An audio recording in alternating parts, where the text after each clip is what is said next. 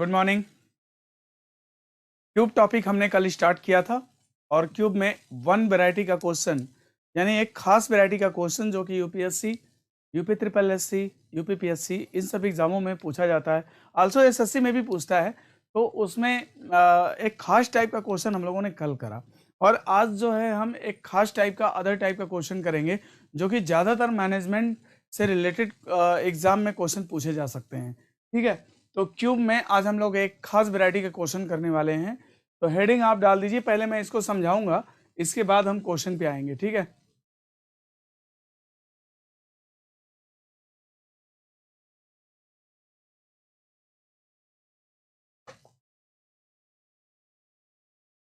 सबसे पहले हम लोग क्या करने जा रहे हैं, हम लोग क्यूब पढ़ने रहे हैं और क्यूब में आज हम पढ़ने वाले हैं एक खास वैरायटी का क्वेश्चन।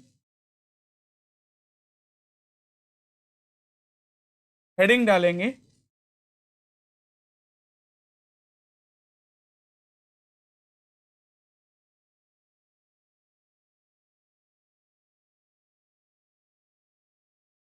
घन को काटना एवं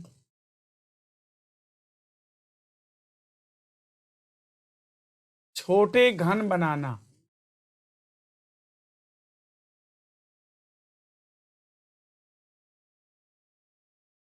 घन को काटना एवं छोटे घन बनाना। ठीक, आज का हमारा टॉपिक होगा कि घन को काटना एवं छोटे घन बनाना। ठीक, अब इसका पॉइंट्स है,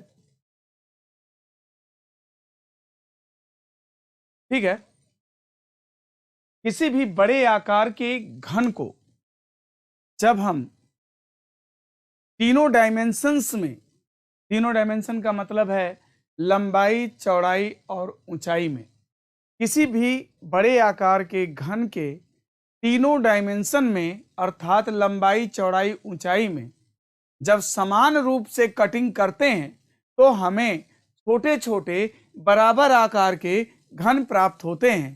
ठीक है, जैसे ये देखिए, एक यहां पर मैंने घन बनाया,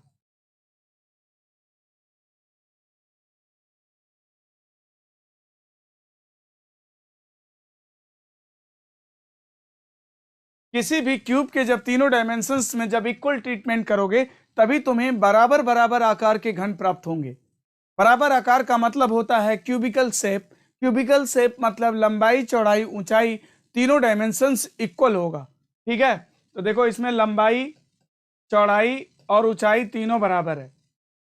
तो देखो, अगर हम इसको अगर किसी बड़े आकार के घन को जब तीनों भुजाओं को जब समान रूप से दो बराबर भागों में काटते हैं तो हमें 8 छोटे घन प्राप्त होते हैं। जैसे चलो, लंबाई को हम दो बराबर भागों में काट दिए, ऐसे हो गया ना, दो टुकड़ा इसका, ऐसे काट देगा तो दो टुकड़ा हो जाएगा इसका, है ना। फिर इसको चौड़ाई की तरफ से भी काट दिया। अब बताओ इसके कितने टुकड़े हो जाएंगे, ये अलग, ये अलग, वो अलग, वो अलग, यानी कितने टुकड़े हो जाएंगे, 4 टुकड़े हो जाएंगे। अब इसको ऊंचाई की तरफ से भी काट दो, ऐसे दो बराबर भागों में, ऊंचाई की तरफ से भी काट दिया। ये देखिए, ऊंचाई की तरफ से भी ऐसे काट दिया, तो जब ऐसे 4 पेन लेके 20 से काटोगे तो 8 हो जाएंगे, यानी ये 4 टुकड़े थे पहले। अब इसको 20 से जब ऐसे पूरा काट दोगे तो ये 4 ऊपर निकल आएंगे और 4 नीचे आ जाएंगे, यानी 4 4 कितने हो जाएंगे, 8 हो जाएंगे। तो यहां से एक कॉन्सेप्ट बनता है, क्या कॉन्सेप्ट ये बनता है कि जब किसी बड़े आकार के घन के तीनों भुजाओं को दो बराबर भागों में काटा जाता है तो हमें 8 छोटे छोटे घन प्राप्त होते हैं।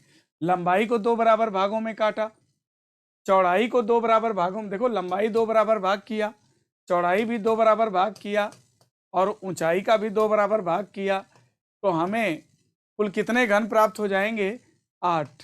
कितने घन प्राप्त हो जाएंगे, 8। और यहीं से एक फार्मूले की उत्पत्ति होती है, इसको तुम लिख सकते हो 2⁻³ बराबर 8। इसको लिख सकते हो 2⁻³ बराबर 8, है ना। तो देखो यहां से एक फार्मूले की उत्पत्ति होती है, ठीक है, कि कुल घनों की संख्या, कुल घनों की संख्या, कुल घनों की संख्या बराबर होता है एक्स क्यूब। क्या होता है? X cube. कुल घनों की संख्या बराबर होता है एक्स क्यूब। ठीक। अब यक्स क्यूब, अब यहां पर यक्स क्या है? यहां पर यक्स क्या है? 2। यहां पर यक्स की वैल्यू क्या है? बोलो 2 है। यहां पर यक्स की वैल्यू 2 है। 2 टू द पावर 3, देखो 2 गुणे 2 गुणे 2 को लिख सकते हो 2 to the power 3, 2 to the power 3 बराबर 8। यानी यहां पर यक्स की वैल्यू क्या है? 2 है। ये देखो, घन की एक भुजा को चाहे लंबाई ले लो, चाहे लंबाई ले लो, और चाहे तुम चौड़ाई ले लो, और चाहे तुम ऊंचाई ले लो। ठीक, चाहे लंबाई ले लो, चाहे चौड़ाई ले लो, चाहे ऊंचाई ले लो। इसकी लंबाई को मैंने रेड मार्क दे दिया, इसकी चौड़ाई को मैंने ब्लू मार्क दे दिया, और इसके ऊंचाई को मैंने ग्रीन मार्क्स दे दिया। ठीक है। तो घन की एक भुजा को जितने बराबर भागों में काटते हैं वही यक्स कहलाता है। तो इसके लंबाई का 2 बराबर भाग तुमने किया, वो यक्स की वैल्यू यहां पर, यक्स की वैल्यू यहां पर कितनी हो गई? 2 हो गई। चाहे चौड़ाई ले लो, चौड़ाई का भी तुमने 2 बराबर भाग किया तो यक्स की वैल्यू 2 हो गई। चाहे ऊंचाई ले लो, ऊंचाई का भी तुमने 2 बराबर भाग किया तो यक्स की वैल्यू 2 हो गई। तो यहां पर यक्स की वैल्यू क्या है? 2 है। और कुल घनों की संख्या बराबर क्या होता है? यक्स क्यूब होता है। तो यक्स की वैल्यू अगर यहाँ 2 रखोगे तो 2 का क्यूब कितना हो जाएगा? 2 का क्यूब कितना हो जाएगा? 8 हो जाएगा। ये आंसर आ जाएगा। ठीक है। तो याद रखो कि चित्र को देख करके भी हम बता सकते हैं कि इसमें कितना घन है। अगर यक्स की वैल्यू हमें पता हो तो चित्र भी बना सकते हैं, यक्स की वैल्यू पता हो तो हम बता सकते हैं। ठीक है। और अब यहाँ पर यक्स की डिफिनीशन क्या है?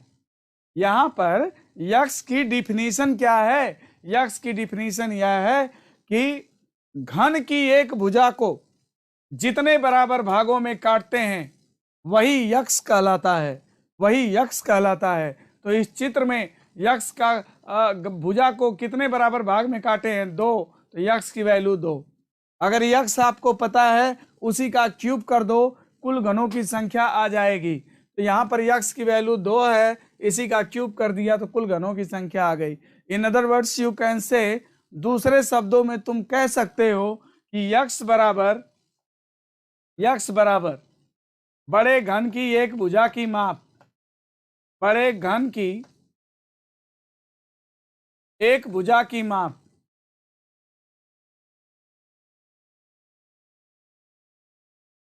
बटे छोटे घन की एक भुजा की माप। छोटे घन की एक भुजा की माप, छोटे घन की एक भुजा की माप। याद रखो कि छोटे घन की भुजा की माप अगर आपको पता है और बड़े घन की भुजा की लंबाई आपको पता है तो याद रखो कि तुम यक्स की वैल्यू निकाल सकते हो। और यक्स की वैल्यू अगर निकाल लोगे तो उसी का क्यूब कर दोगे तो कुल घनों की संख्या आ जाएगी, कुल घनों की संख्या आ जाएगी। ठीक है। तो आइए मैं आपको एक चित्र बना के देता हूं और बताइएगा इसमें कितने घन हैं। ठीक है। तो चलो आओ हम तुम्हें आगे एक चित्र बना के देते हैं और बताना कि इसमें कितना घन है। ठीक। ओके।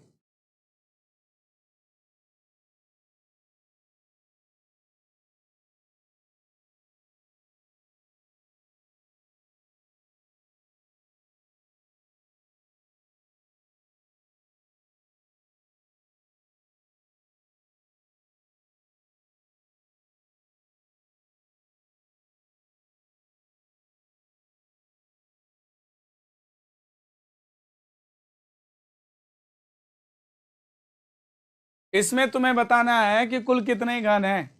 ठीक है। तो ये देखो यहां पर पहले तो हमें कुछ भी नहीं दिया है, खाली चित्र दिया है। चित्र को देख के बताना कितने घन है। तो ये बताओ, इसको थोड़ा सा हम लोग ऐसे कर सकते हैं।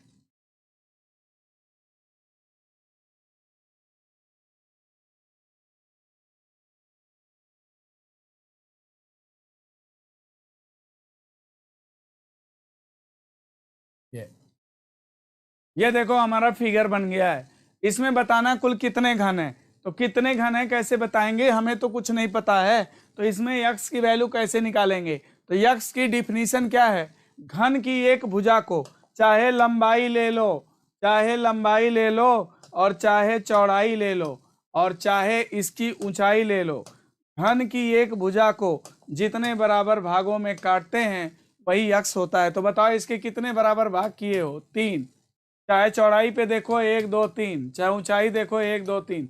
तो घन की एक भुजा को जितने बराबर भागों में काटते हैं वही यक्स होता है। यक्स की वैल्यू यहाँ क्या है, 3। अब कुल घनों की संख्या बराबर क्या होता है, एक्स क्यूब होता है। तो 3 का क्यूब कितना हो जाएगा, 27। यानी there will be 27 cubes of can be obtained. इसमें जो है कुल 27 घन प्राप्त किए जा सकते हैं। इसको 3 मंजिला इमारत समझ लीजिए। ये मान लीजिए कि ये ऊपर वाले फ्लोर को हमने रेड पेन से मार्क कर दिया है, ये ऊपर का फ्लोर है। तो इस पे कितने कमरे हैं, 9 कमरे हैं, 1 2 3 4 5 6 7 8 9।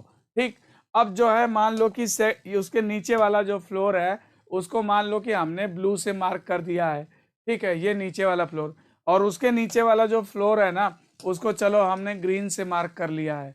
तो देखो 3 मंजिला मान लो ये घर है, तो 9 कमरे इसके टॉप पे हैं, 9 कमरे इसके टॉप पे हैं, ये 9 कमरे इसके टॉप पे हैं, और 9 कमरे नीले रंग वाले हैं और 9 कमरे जो हरे रंग वाले हैं। ये 3 मंजिला इमारत हो गया। तो 9 3 27 कमरा, यानी टोटल मिला के 27 घन इसमें प्राप्त हो गया। ठीक है, तो इसमें 27 घन है। यानी हम चित्र को देख करके भी ये पता लगा सकते हैं कि इसमें घनों की संख्या कितनी है, उसमें हम यक्स की वैल्यू जान सकते हैं।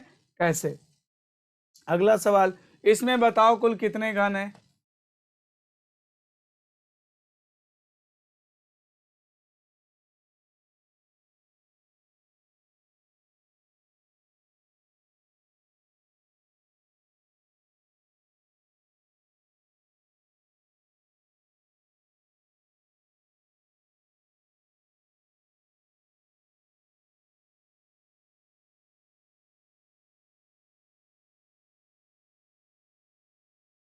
इसमें बताओ कुल कितने घन है। तो इसमें सबसे पहले तुम्हें क्या निकालना पड़ेगा, यक्स का मान।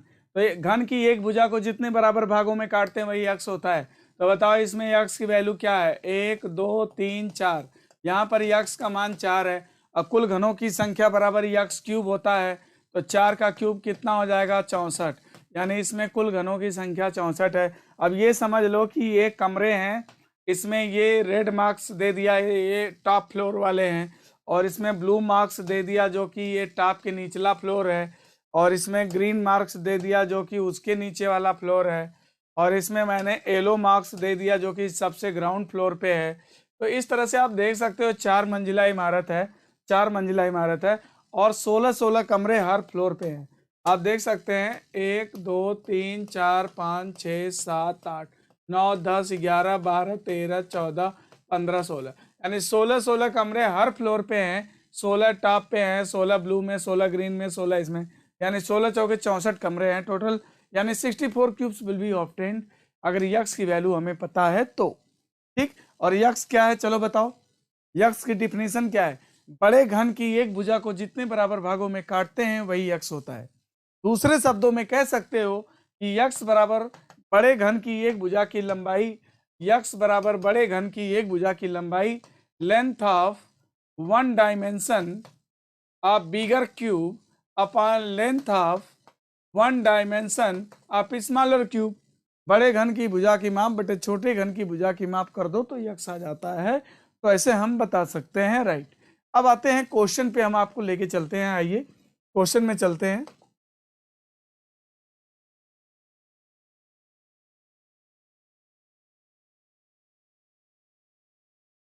जैसे ये सवाल है, यहां देखो, अब जैसे ये मान लो क्वेश्चन है, ठीक। अब ये क्वेश्चन कैसे है, 8 सेंटीमीटर भुजा वाले एक बड़े आकार के घन से 2 सेंटीमीटर भुजा वाले कुल कितने छोटे घन बनाए जा सकते हैं। यहां पर देखिए, जब तक यक्स नहीं पता चलेगा तब तक तुम कुल घनों की संख्या नहीं बता सकते हो। तो यक्स का पता चलना जरूरी है। तो ये बताओ कि बड़े घन की भुजा की माप, यक्स बराबर क्या होता है, बड़े घन की भुजा की लंबाई बटे छोटे घन की भुजा की लंबाई। तो यहाँ पर यक्स की वैल्यू अगर निकालना है तो बड़े घन की भुजा की लंबाई दे रखा है 8 और छोटे घन की भुजा की लंबाई दे रखा है 2, तो 8/2। ठीक, बड़े घन की भुजा की माप बटे छोटे घन की भुजा की माप कर दो, यक्स आ जाएगा। कितना आ गया? 4 आ गया। अब कुल घनों की संख्या बराबर क्या होता है? यक्स क्यूब होता है। तो यक्स क्यूब होता है तो 4 का क्यूब कर दो और 4 का क्यूब कितना हो जाएगा? 64 हो जाएगा। तो आंसर कितना आ गया? 64। कुल घनों की संख्या बराबर 64। कितने छोटे घन बनाए जा सकते हैं? तो कितने छोटे घन बनाए जा सकते हैं भाई? 64। ओके, आओ अब अगले सवाल में चलें।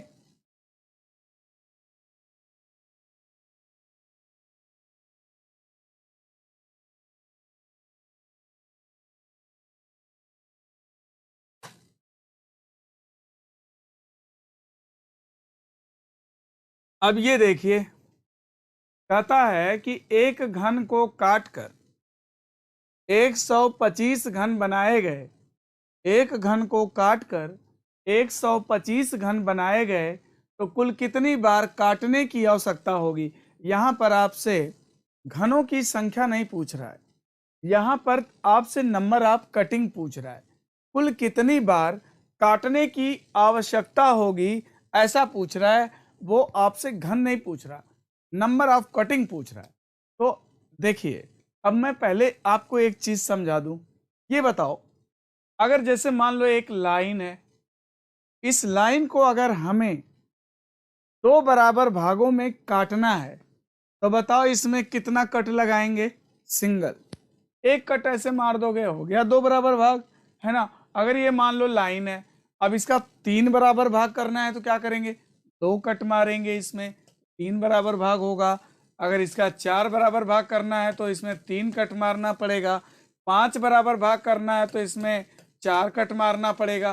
तो याद रखो कि जितने बराबर भाग करने होते हैं, नंबर ऑफ कटिंग उससे एक बार कम होती है। नंबर ऑफ कटिंग उससे एक बार कम होती है। अब ये देखो, यक्स क्या था? किसी भी घन में ये बताओ कि यक्स क्या था। हमने यक्स की डिफिनीशन क्या दिया? किसी भी घन में हमने यक्स की डिफिनीशन क्या दिया? अभी दिया हूं, बताओ। घन की एक भुजा को जितने बराबर भागों में काटते हैं वही यक्स होता है। यहां पर बताओ यक्स की वैल्यू क्या है? 3। घन की एक भुजा को जितने बराबर भागों में काटते हैं वही यक्स होता है। तो किसी भी चीज का जितना बराबर भाग करना होता है, नंबर ऑफ कटिंग उससे एक बार कम होती है। किसी भी चीज का जितना बराबर भाग करना होता है, नंबर ऑफ कटिंग उससे एक बार कम होती है। तो यहां पर यक्स कितने बराबर भाग करने हैं? जितने बराबर भाग करने हैं वही तो यक्स है, वही तो यक्स है। तो किसी घन की एक भुजा को जितने बराबर भागों में काटा जाता है वही क्या कहलाता है? यक्स कहलाता है। तो नंबर ऑफ कटिंग क्या होगी? X minus 1। देखो, अभी मैंने आपको लाइन खींच के दिखाया था कि 2 टुकड़ा करना तो 1 बार काटो, 3 करना 2 बार काटो, 4 टुकड़ा करना तो 3 बार काटो। यानी जितने बराबर भाग करने, नंबर ऑफ कटिंग उससे एक बार कम होती। तो ये बताओ यक्स क्या है? घन की एक भुजा को जितने बराबर भागों में काटते हैं वही यक्स होता है। तो नंबर ऑफ कटिंग क्या होगा? यक्स माइनस 1 होगा। एक बार कम होता है ना, तो यक्स माइनस 1 होगा। और चूंकि क्यूब जो है ना वो 3 डायमेंशनल है, इसमें लंबाई भी है, लंबाई भी है, इसमें लंबाई भी है, और इसमें चौड़ाई भी है, इसमें ऊंचाई भी है। 3 डायमेंशन है। तो 3 से इसमें मल्टीप्लाई कर दो, 3 से इसमें मल्टीप्लाई कर दो, तो ये एक फार्मूला बन गया। अब ये देखो एक फार्मूला बन गया। क्या फार्मूला बन गया? Total number of cutting, total number of cutting बराबर 3x माइनस 1। यह फार्मूला आप नोट कर लो। टोटल नंबर ऑफ कटिंग बराबर 3x minus 1। Total number of cutting बराबर 3x माइनस 1। ये फार्मूला कहाँ से आया? इस लाइन को 2 बराबर भाग करना है 1 बार काटो, 3 बराबर भाग करना 2 बार काटो। यानी जितने बराबर भाग करने होते हैं, नंबर ऑफ कटिंग एक बार कम होती है। तो इसके जितने बराबर भाग हैं वही x है, तो नंबर ऑफ कटिंग एक बार कम होगी x माइनस वन, और चूंकि 3 डायमेंशन है तो x माइनस वन इस पर, x माइनस वन इस पर, x माइनस वन इस पर, यानी सब पर x माइनस वन होगा तो 3x माइनस वन। तो नंबर ऑफ कटिंग का फार्मूला आ गया 3x माइनस वन। ठीक, अब चलो क्वेश्चन करते हैं। वो क्या कहता है, एक घन है, क्या कहता है कि एक कोई घन है, उस घन को काटकर 125 घन बनाए गए। कितने बनाए गए, 125। ठीक, देखिए यहां पर कुल घनों की संख्या दे दिया, कुल घनों की संख्या कितना दिया, 125। तो कुल घनों की संख्या बराबर तुम बताओ क्या होता है, एक्स क्यूब। कुल घनों की संख्या बराबर क्या होता है, एक्स क्यूब। अब कुल घनों की संख्या यहां दे रखा है कितना, 125, तो एक्स क्यूब बराबर 125, तो एक्स बराबर 5 हो गया। ठीक, तो कह रहा है कि एक घन को काट कर 125 घन बनाए गए, तो कुल कितनी बार काटने की आवश्यकता होगी। नंबर ऑफ कटिंग आपसे पूछ रहा है, एक्स क्यूब बराबर 125, तो एक्स बराबर 5 हो जाएगा। नंबर ऑफ कटिंग का फार्मूला है 3x माइनस वन, तो 5 माइनस वन यानी 4×3 12 बार। कितनी बार काटने की आवश्यकता होगी भाई, 12 बार। फिर कितनी बार काटने की आवश्यकता होगी, 12 बार। 12 बार काटेंगे, है ना। और दूसरा सवाल करते हैं, अगले सवाल पे चलते हैं। दिखाएं, करके दिखा दें। 12 बार काटोगे तब 125 बनेगा। ठीक, 4 बार लंबाई, 4 बार चौड़ाई, 4 बार ऊंचाई, तब 125 बनेगा। आगे चलें।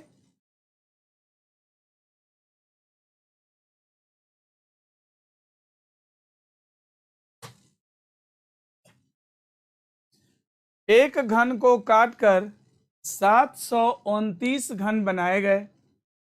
एक घन को काटकर 729 घन बनाए गए, तो कुल कितनी बार काटने की आवश्यकता होगी। कितनी बार काटने की आवश्यकता होगी ये बताओ। कुल घनों की संख्या यहाँ पे दिया है, क्या दिया है, 729। अब कुल घनों की संख्या बराबर क्या होता है, एक्स क्यूब। तो एक्स क्यूब की वैल्यू लिख लो 729, और एक्स क्यूब की वैल्यू 729 है, तो बताओ एक्स की वैल्यू कितना होगी, 9 होगी। और नंबर ऑफ कटिंग का फार्मूला लगा दो, तुरंत आ जाएगा। नंबर ऑफ कटिंग का फार्मूला अभी मैंने बताया था कि टोटल नंबर ऑफ कटिंग बराबर क्या होता है, 3x माइनस वन होता है। अब x का मान रख दो, x का मान 9 रख दो, तो यहाँ 9 माइनस वन यानी 8 तरीके कितना आ गया, 24 बार। 8 बार लंबाई, 8 बार चौड़ाई, 8 बार ऊंचाई काटोगे तब जाके तुम्हें 729 घन मिलेगा। राइट, ओके, 24 आंसर आएगा। अगला सवाल चलें।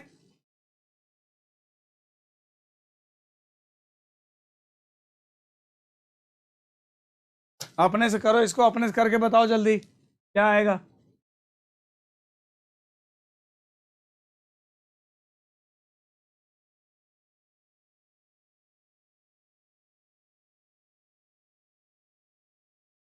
आ गया भाई। एक घन को काटकर 512 घन बनाए गए, तो पूछ रहा कुल कितनी बार काटने की आवश्यकता होगी। तो ये बताओ कि यहाँ पर एक्स क्यूब की वैल्यू कितना दे रखा है, कुल घनों की संख्या एक्स क्यूब होता है, तो एक्स क्यूब की वैल्यू कितना दे रखा है, 512। तो एक्स बराबर कितना होगा, 8। नंबर ऑफ कटिंग का फार्मूला क्या होता है, 3x माइनस वन, तो ये क्या हो जाएगा, 3 माइनस वन। तो कितना, 8 में से गया 7 तरीके कितना आ गया, 21 बार। 21 बार काटने की आवश्यकता होगी, यानी 7 बार लंबाई, 7 बार चौड़ाई, 7 बार ऊंचाई काटोगे तो 512 घन बनेगा। यानी ये फार्मूला बहुत इंपॉर्टेंट है, यह है नंबर ऑफ कटिंग का फार्मूला। यक्स की वैल्यू पता हो और फार्मूले में मान रखो तो कितनी बार काटने की जरूरत पड़ेगी वो तुम्हारा आंसर आ जाएगा। राइट, अगला सवाल करें।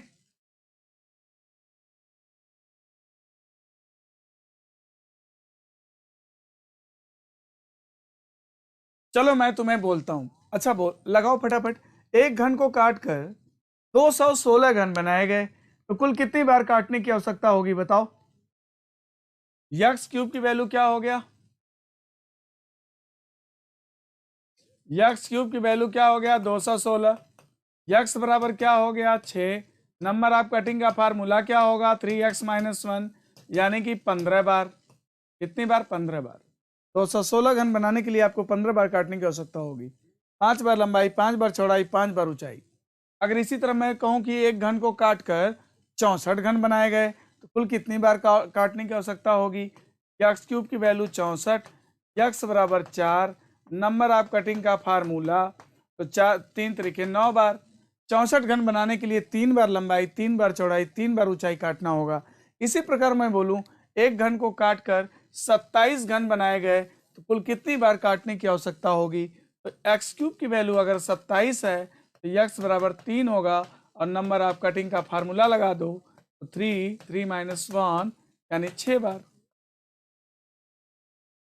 याद रखो कि 27 घन बनाने के लिए तुम्हें 6 बार काटना होगा। कैसे? 2 बार लंबाई, 2 बार चौड़ाई और 2 बार ऊंचाई। देखो 2 बार काट दिया ना लंबाई, ये देखो 2 बार चौड़ाई काट दिया ना, और ये देखो 2 बार ऊंचाई काट दिया ना। 2 बार लंबाई, 2 बार चौड़ाई, 2 बार ऊंचाई काट दिया, बन गया 27 घन। देखो 9 ऊपर, 9 बीच में, 9 नीचे, 27 घन बन गया। तो भाई काटने वाले सवाल अब आपको समझ में आ गए होंगे कि किस तरह से घनों को काटा जाता है। ठीक है, ओके। तो अब आओ आगे अगले सवाल को देखते हैं, 10वें सवाल को देखते हैं। 10वें सवाल को देखते हैं। क्वेश्चन को पढ़िए, पहले क्या लिखा हुआ है? एक घन के कुल सतहों का क्षेत्रफल, एक घन के कुल सतहों का क्षेत्रफल 3750 वर्ग मीटर है। इसे छोटे छोटे घनों में इस प्रकार काटा जाता है कि छोटे घन के एक सतह का क्षेत्रफल 25 वर्ग मीटर है। तो कुल घनों की संख्या ज्ञात कीजिए। अब देखो एक बड़ा सा घन है, मैं इसको आपको अलग पेज पे बता देता हूं इस सवाल को। मान लो कि एक बड़ा सा घन है,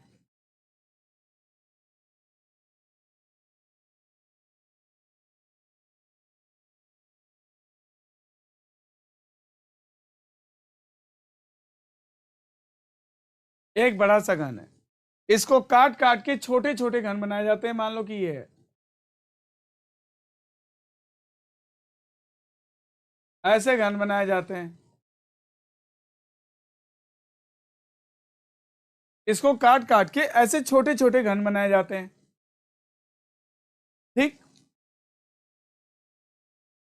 ये एक बड़ा सा घन है, इसको काट के छोटे छोटे घन बनाए जाते हैं। कहता है एक घन के कुल सतहों का क्षेत्रफल। देखो कुल सतहों को ही संपूर्ण पृष्ठ कहा जाता है। पृष्ठ माने सतह होता है, सरफेस।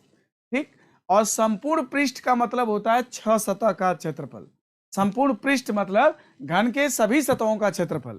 ठीक, मान लो एक सतह में क्या होता है, मान लो a मीटर लंबा है, a मीटर चौड़ा है और a मीटर ऊंचा है। तो मान लो अगर एक सतह का क्षेत्रफल निकालोगे तो लंबाई गुणे क्या, चौड़ाई, ए स्क्वायर होगा ना। इस सतह का भी क्षेत्रफल ए स्क्वायर होगा, इसका भी ए स्क्वायर होगा, नीचे का भी ए स्क्वायर होगा, पीछे का भी ए स्क्वायर, उधर का भी ए स्क्वायर। ठीक, तो ए स्क्वायर ए स्क्वायर ए स्क्वायर ए स्क्वायर ए, यानी 6 बार जब ए स्क्वायर लिख के जोड़ोगे तो आएगा 6 ए स्क्वायर।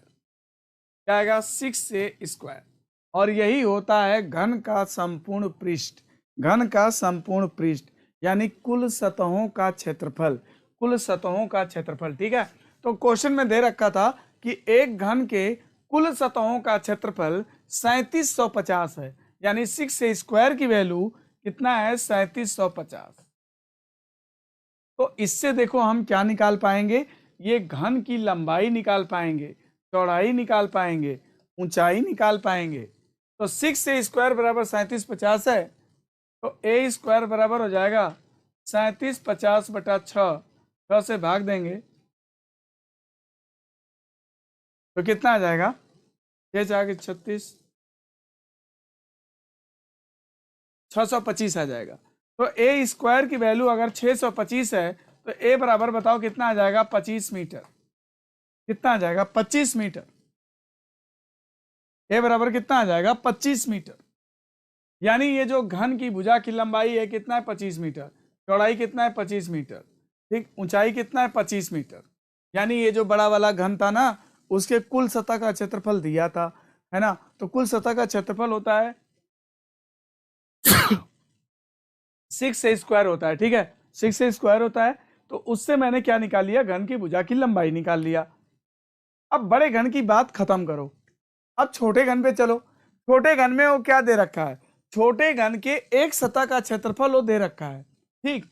अब देखो छोटे घन के अगर कुल सतह का क्षेत्रफल दिया होता तो फिर मैं यहां लिखता 6a², तो फिर मैं लिखता 6a², लेकिन एक सतह का क्षेत्रफल दिया है। मान लो कि ये b मीटर लंबा, b मीटर चौड़ा, b मीटर ऊंचा है। खाली एक ही सतह का क्षेत्रफल निकालोगे तो बताओ क्या होगा, लंबाई गुणे चौड़ाई यानी b², और एक सतह का क्षेत्रफल दे रखा है कितना, 25 वर्ग मीटर। तो b² की वैल्यू कितनी हो गई, 25 वर्ग मीटर। तो b बराबर कितना हो जाएगा, स्क्वायर रूट ले लेंगे 5 मीटर। यानी कि ये छोटा जो घन है इसकी भुजा की लंबाई कितनी है, 5 मीटर, ठीक, 5 मीटर लंबा, 5 मीटर चौड़ा, 5 मीटर ऊंचा, ठीक। तो देखो बड़े घन की भुजा की लंबाई कितनी है, 25 वर्ग मीटर, सॉरी 25 मीटर, और छोटे घन की भुजा की लंबाई कितना है, 5 मीटर। तो ये बताओ अगर तुम्हें बड़े घन की भुजा की माप और छोटे घन की भुजा की माप अगर पता है तो बताओ इससे यक्स आ जाएगा कि नहीं। यक्स बराबर क्या होता है, length of one dimension of bigger cube upon length of one dimension of smaller cube. तो बताओ बड़े घन की भुजा की माप बटे छोटे घन की भुजा की माप, यही यक्स होता है। तो यक्स बराबर बड़े घन की भुजा की माप कितना है, 25, और यक्स छोटे घन की भुजा की माप कितना है, 5। तो 25 में 5 से भाग दे दो, कितना आ जाएगा, 5 पचे 25, 5। यक्स की वैल्यू आ गई 5। और यक्स की वैल्यू निकालने के लिए जरूरी था कि हम पहले बड़े घन की भुजा निकालें और छोटे घन की भुजा निकालें। तो यक्स की वैल्यू 5 आ गई, और यक्स का मान अगर मालूम है तो कुल घनों की संख्या बराबर, तुम जानते हो क्या होता है, कुल घनों की संख्या बराबर यक्स क्यूब होता है। तो 5 का क्यूब कर दोगे, 5 का क्यूब कितना हो जाएगा, 125, यानी कुल कितने घन प्राप्त होंगे, 125 घन प्राप्त होंगे। आंसर 125, ठीक है, आंसर 125 आएगा, क्योंकि एक घन के कुल सतहों का क्षेत्रफल दे रखा था 3750। कुल सतह मतलब संपूर्ण पृष्ठ, 6 सतह का क्षेत्रफल, उसके द्वारा मैंने बड़े घन की भुजा की लंबाई निकाल लिया। छोटे घन के एक सतह का क्षेत्रफल दिया था, एक सतह में लंबाई गुणे चौड़ाई होता है, तो उससे मैंने छोटे घन की एक भुजा की लंबाई निकाल लिया। और जब बड़े घन की एक भुजा की लंबाई और छोटे घन की एक भुजा की लंबाई पता है तो इससे मैं x निकाल लिया, और जब यक्स पता है तो उसी का क्यूब कर दोगे तो कुल घनों की संख्या आ जाएगी, यानी 125 घन प्राप्त होंगे। तो ये सवाल ऐसे लगेगा, राइट। आइए चलते हैं क्वेश्चन पे। ये सवाल अभी हम लोग ने सॉल्व किया है, तो इसका आंसर कितना आया, 125, है ना, 125, ठीक, ओके। अब आगे बढ़ें, अगले सवाल पे चलें।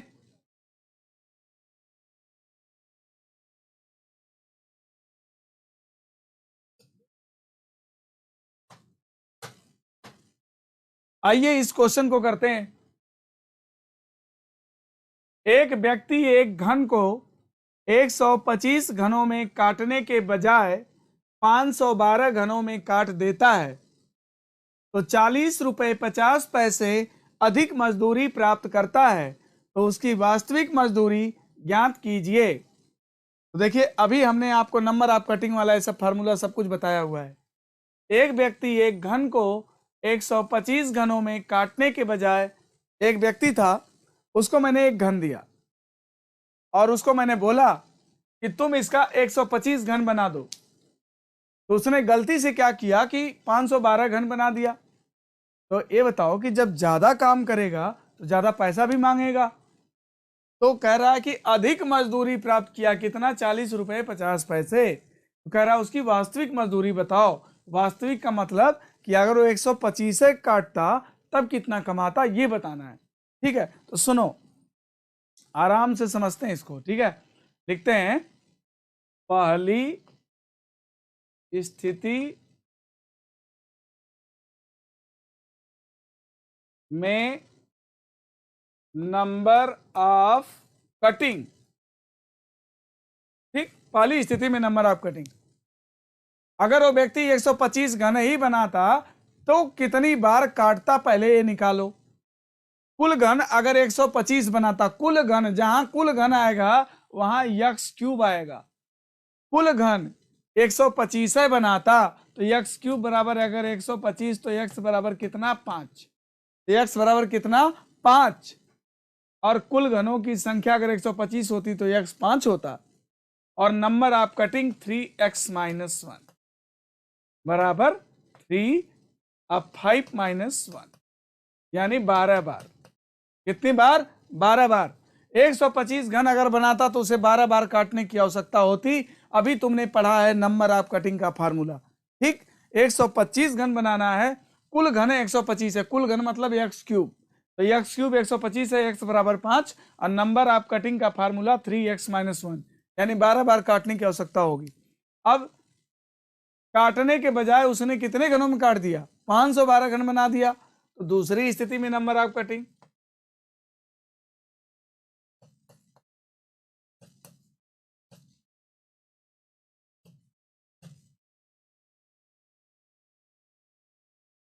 दूसरी स्थिति में नंबर ऑफ कटिंग जब वो 512 बनाया, यानी यहां पर यक्स क्यूब की वैल्यू कितनी कर दिया, 512, तो यक्स बराबर 8। नंबर ऑफ कटिंग का फार्मूला 3x-1 यानी 7 तरीके 21 बार।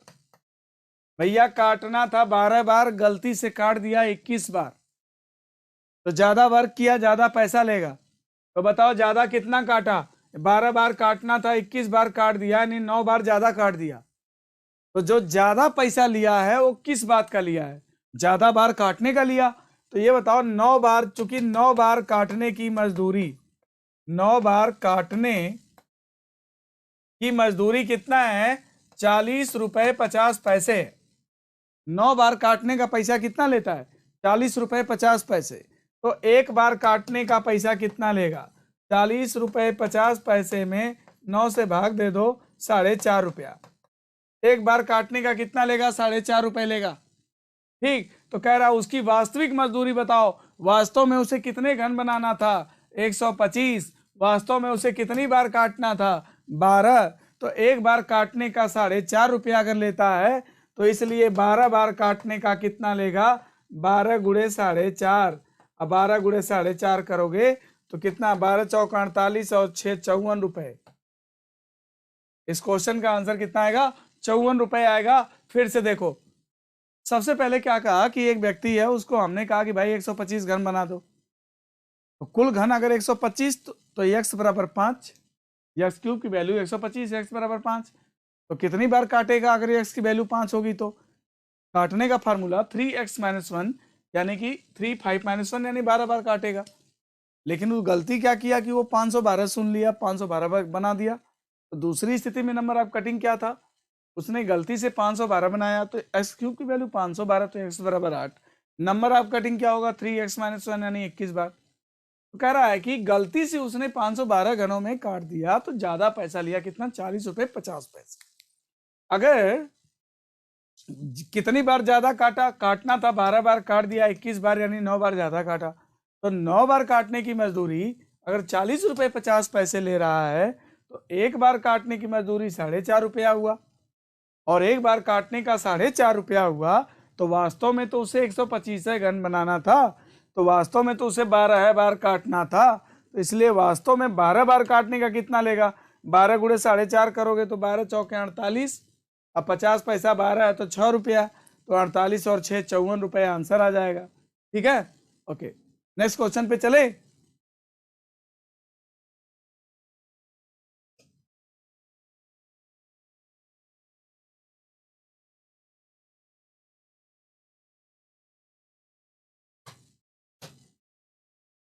ये देखो, एक व्यक्ति है पार्टी में लोगों को आइसक्रीम खिलाता है। एक व्यक्ति पार्टी में लोगों को आइसक्रीम खिलाता है, ठीक है। आइसक्रीम आइसक्रीम काटने वाले की प्रतिकट मजदूरी 50 पैसे है।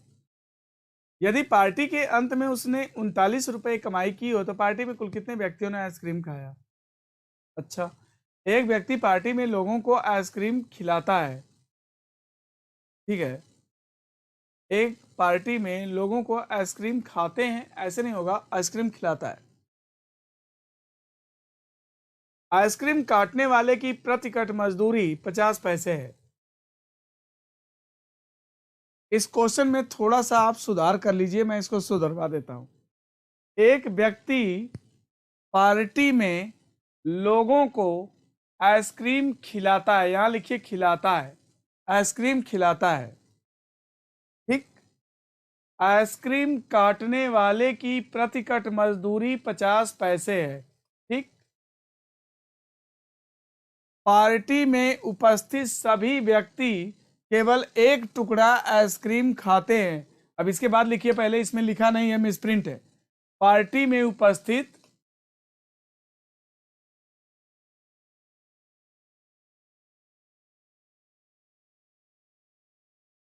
सभी व्यक्ति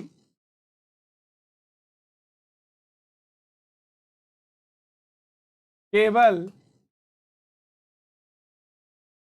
एक टुकड़ा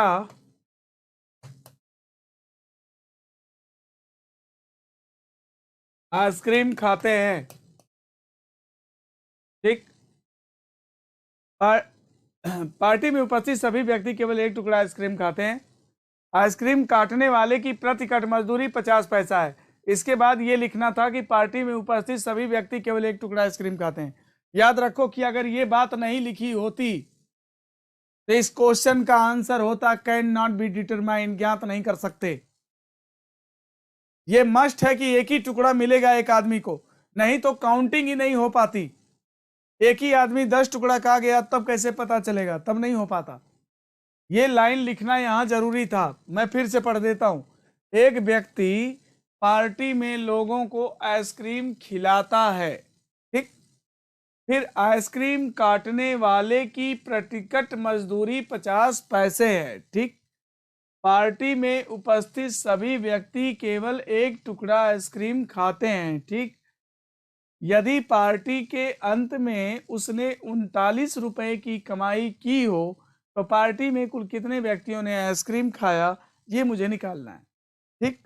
तो देखो, अब इसको हम सॉल्व करेंगे। कैसे करेंगे देखो, है ना। क्या कहता है, एक पार्टी में एक व्यक्ति पार्टी में लोगों को आइसक्रीम खिला रहा है।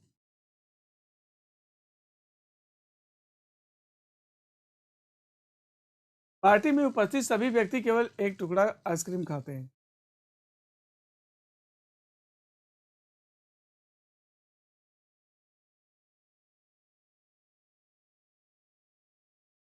ये पूरा क्वेश्चन थोड़ा सा कहीं ना कहीं मिसप्रिंट इसने लिखा है। मैं इस क्वेश्चन को लिख दूं, फिर से सुधार के लिख दूं, फिर इसको सॉल्व कराता हूं, ठीक।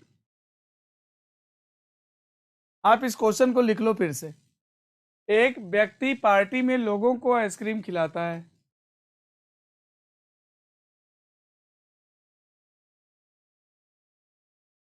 पार्टी में लोगों को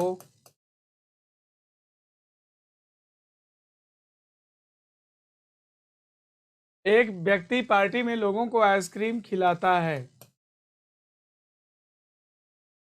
खिलाता है।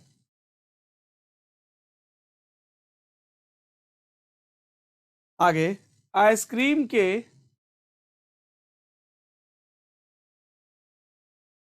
एक घनाकार ब्रिक से आइसक्रीम के एक घनाकार ब्रिक से 27 व्यक्तियों को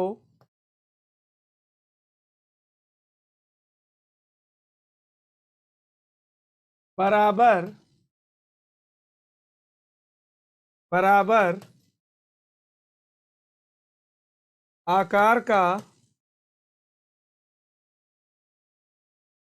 टुकड़ा प्राप्त होता है। ठीक, एक व्यक्ति पार्टी में लोगों को आइसक्रीम खिलाता है। आइसक्रीम के एक घनाकार ब्रिक से, ब्रिक माने क्यूब होता है, क्यूबिकल शेप, घनाकार ब्रिक से 27 व्यक्तियों को बराबर बराबर आकार का टुकड़ा प्राप्त होता है। पार्टी में उपस्थित सभी व्यक्ति, पार्टी में उपस्थित सभी व्यक्ति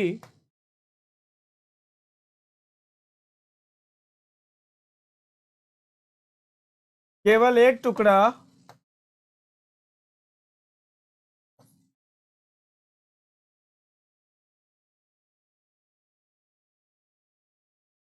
आइसक्रीम खाते हैं।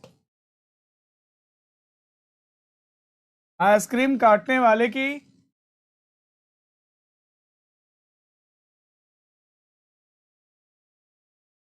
आइसक्रीम काटने वाले की प्रति कट मजदूरी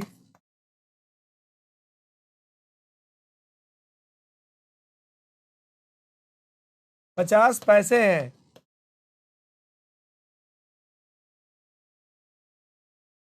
यदि पार्टी के अंत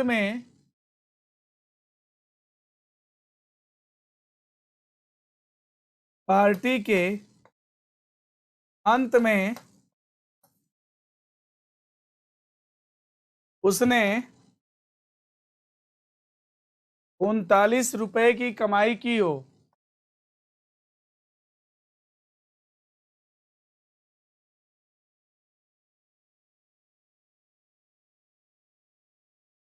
तो पार्टी में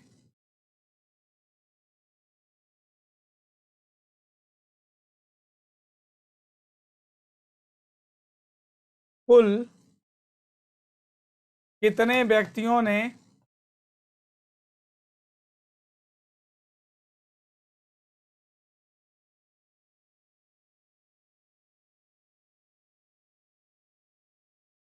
आइसक्रीम खाया। देखो कंप्लीट क्वेश्चन ऐसे है, यहां पर उसने गलत कर दिया है, मिस कर दिया है, मिसप्रिंट हो गया है।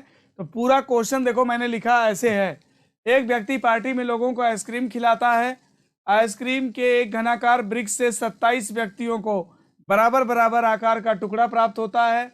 पार्टी में उपस्थित सभी व्यक्ति केवल एक टुकड़ा आइसक्रीम खाते हैं। आइसक्रीम काटने वाले की प्रतिकट मजदूरी 50 पैसे है, 50 पैसे है। यदि पार्टी के अंत में उसने 39 रुपए की कमाई की हो तो पार्टी में कितने व्यक्तियों ने आइसक्रीम खाया, ये सवाल है। ठीक है, अब इस सवाल को हम लगाने चल रहे हैं, इसको हम अब लगाने चल रहे हैं। ठीक, तो चलो अब हम आते हैं, इसको लगाते हैं। ये पेज मैं लेके लगाता हूं यहां पे। चलो, ये एक आइसक्रीम का टुकड़ा है, ब्रिक है। जब हम लोग आइसक्रीम खरीदने जाते हैं तो क्यूब बोलते हैं कि हमें आइसक्रीम का एक क्यूब लेना है या हमें एक ब्रिक लेना है। तो एक व्यक्ति है पार्टी में लोगों को आइसक्रीम खिलाता है और आइसक्रीम का एक ब्रिक लेता है, तो 27 व्यक्तियों को बराबर बराबर आकार का टुकड़ा देता है। बराबर आकार का तभी बनेगा जब इसका तुम जो है क्यूबिकल शेप में काटोगे। जितनी बार लंबाई उतनी बार चौड़ाई उतनी बार ऊंचाई करोगे तभी इसका बराबर आकार बनेगा। ठीक, तो कितने व्यक्तियों को खिलाता है? 27। और ये भी तुमको पता है कि पार्टी में उपस्थित सभी व्यक्ति केवल एक ही टुकड़ा खा सकता है, एक ही टुकड़ा खाएगा। यानी इस ब्रिक का 27 टुकड़ा हुआ, 27 लोगों ने खाया। तो देखो x क्यूब की वैल्यू यहाँ पे हो गई 27। ठीक, तो x बराबर होगा 3 और नंबर ऑफ कटिंग का फार्मूला होगा 3x - 1 यानी 3 - 1 यानी 6 बार। यानी वो जो आइसक्रीम काटने वाला है एक ब्रिक को कितनी बार काटता है? 6 बार। यानी 2 बार लंबाई और 2 बार चौड़ाई और 2 बार ऊंचाई, तो 27 टुकड़े इसके बन जाएंगे और एक एक लोग को एक एक टुकड़ा खिला देगा। ठीक है, यही तो कहा था कि एक व्यक्ति पार्टी में लोगों को आइसक्रीम खिलाता है, आइसक्रीम का एक घनाकार ब्रिक लेता है, उससे 27 व्यक्तियों को बराबर बराबर आकार का टुकड़ा देता है। प्रत्येक व्यक्ति पार्टी में केवल एक ही टुकड़ा खाता है, ये मस्ट है। नहीं तो फिर ये आंसर नहीं निकाल सकते, कैन नॉट बी डिटरमाइन हो जाता है ना। जब एक ही टुकड़ा खाएगा तो यानी एक ब्रिक कटा, 27 टुकड़े क्यूबिकल शेप के बने और 27 लोगों में बटे, ठीक, तो 6 बार आया। और एक कट का वो कितना पैसा लेता है, 50 पैसा। भाई एक कट का कितना पैसा लेता है, 50 पैसा, यानी आधा रुपया, है ना। चूंकि एक बार काटने की मजदूरी कितनी है, हाफ रुपीज। एक बार काटने की मजदूरी कितना है, आधा रुपया। तो ये बताओ 6 बार काटने की मजदूरी कितना हो जाएगा, 1/2 गुणे 6, 3 रुपए। 3 रुपए। एक बार काटने की मजदूरी कितना, हाफ रुपीज, तो 6 बार काटने की मजदूरी क्या हो जाएगी, 3 रुपए। 3 रुपए, ठीक, ओके। तो भैया एक ब्रिक काटा, एक ब्रिक काटा, 27 क्यूबिकल शेप का घनाकार टुकड़ा बराबर आकार का बनाया, ठीक, 27 लोगों को खिलाया और कमाया कितना, 3 रुपया। लेकिन जब कहता है कि जब पार्टी खत्म हो गई तो उसकी जेब में 39 रुपए आ गए थे। तो ये बताओ कि 3 रुपया अगर एक ब्रिक को काट के कमा रहा है तो 39 रुपए कमाने में कितने कंज्यूम होंगे ब्रिक के, है ना। ये बताओ 3 रुपए कमाता है एक ब्रिक से, ब्रिक से, तो इसलिए 1 रुपए कमाएगा 1/3 ब्रिक से। इसलिए 39 रुपए कमाने में कितने ब्रिक की खपत हो जाएगी, तो 1/3 गुणे 39 यानी 13 ब्रिक से। यानी कि 39 रुपए, जब पार्टी खत्म हो जाती है तो उसके पास 39 रुपए होते हैं। यानी कि वो व्यक्ति जो है 13 ब्रिक काटा है। पार्टी में कुल जो कंजम्पशन है, पार्टी में जो कुल ब्रिक की जो खपत है वो 13 ब्रिक है, 13 ब्रिक है, ठीक। कितने ब्रिक्स लगे, 13 ब्रिक्स लगे, 13। और एक ब्रिक में बताओ कितना आदमी खाता है। क्वेश्चन में दे रखा है कि एक व्यक्ति पार्टी में लोगों को आइसक्रीम खिलाता है। आइसक्रीम के एक घनाकार ब्रिक से 27 व्यक्तियों को बराबर बराबर आकार का टुकड़ा प्राप्त होता है। यानी एक ब्रिक में कितने आदमी खाते हैं, एक ब्रिक में खाते हैं कितने आदमी, 27 आदमी, 27 आदमी। इसलिए 13 ब्रिक में कितने आदमी खाएंगे, बोलो, 13 गुणे 27 कर दो तो आ जाएगा 351 आदमी। यानी कुल कितने की पार्टी थी, 351 आदमी की पार्टी थी, 351 आदमी की पार्टी थी। ओके, अब देखो सवाल तुम्हारा ये था जो मैं लिखा हूं, आप इसे नोट कर लीजिए, इसका स्क्रीनशॉट ले लीजिए। ये सवाल थोड़ा मिस्टेक था, कहीं न कहीं गलती थी उसमें। ये पूरा सवाल ऐसे है और जो अभी मैंने सॉल्व किया, अभी मैंने यहाँ पे देखा होगा आपने सॉल्व किया था, ये सॉल्व किया था। एक व्यक्ति पार्टी में लोगों को आइसक्रीम खिलाता है। आइसक्रीम की एक घनाकार क्यूब से, ब्रिक से, ये है ब्रिक से 27 व्यक्तियों को बराबर बराबर आकार का टुकड़ा देता है। तो 27 लोग को यानी बराबर आकार का टुकड़ा मिलने का मतलब है कि उस ब्रिक के 27 घन बनाए गए। तो कुल घनों की संख्या 27 बनाई गई, मतलब आइसक्रीम वाले घन छोटे छोटे क्यूबिकल शेप वाले। तो देखो x क्यूब की वैल्यू 27, तो x बराबर 3 आ गया। नंबर ऑफ कटिंग का फार्मूला 3x - 1 यानी 6 बार। यानी 27 आइसक्रीम के क्यूबिकल शेप बनाने के लिए मुझे 6 बार काटना होगा, 2 बार लंबाई, 2 बार चौड़ाई और 2 बार ऊंचाई। तो बन गए ऐसे, ठीक। और एक एक व्यक्ति को एक एक टुकड़ा खिला दिया। तो भैया एक बार काटने का 50 पैसा लेता है वो, और 27 लोग को खिलाने के लिए 6 बार काटा, 3 रुपए कमा लिया। लेकिन पार्टी जब खपत हुई तो उसके पास 39 रुपए थे, है ना। यानी 3 रुपए अगर एक ब्रिक को काट के कमाता है तो 39 रुपए कमाने के लिए उसको 13 ब्रिक काटना होगा। और एक ब्रिक में अगर वो 27 लोग को खिलाता है तो 13 ब्रिक में 351 लोग को खिलाएगा। यानी टोटल आंसर कितना आ गया, 351, राइट। ओके, अब आगे क्वेश्चन देखते हैं क्या है, इसके आगे क्या है, आगे वाला सवाल देखते हैं। ओके, तो आज हम लोगों ने जो क्वेश्चन पढ़ा है वो पढ़ा है घन को काटना एवं छोटे घन बनाना। घन को काटना एवं छोटे घन बनाना। Okay, thank you. फिर नेक्स्ट कल मिलते हैं, है ना।